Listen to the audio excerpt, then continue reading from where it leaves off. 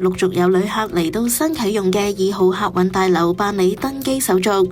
方便，一落車就已經揾到啦，唔會周圍去揾咯。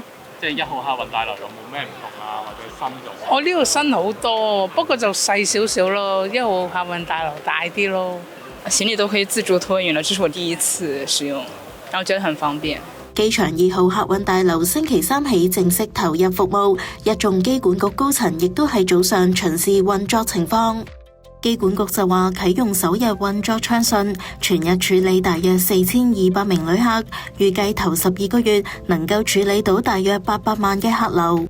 其實咧都知道有可能有人會行錯路，所以咧我哋指標咧指示牌咧都擺到好多嘅。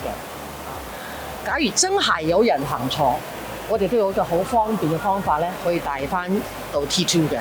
深圳嘅航空公司絕對可以選擇 T2 嘅。我哋仲有容量可以嘅。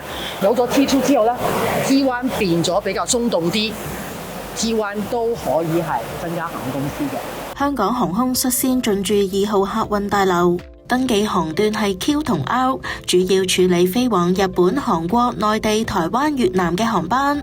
仲有14間航空公司，包括香港快運同大灣區航空等等，亦都會分階段進駐，預計6月10號前全面完成，迎接暑假旅遊旺季。不過要留意嘅係，目前旅客喺2號客運大樓完成辦理登機同過關手續之後，仍然要轉搭無人駕駛列車前往1號客運大樓或者中場客運廊登機。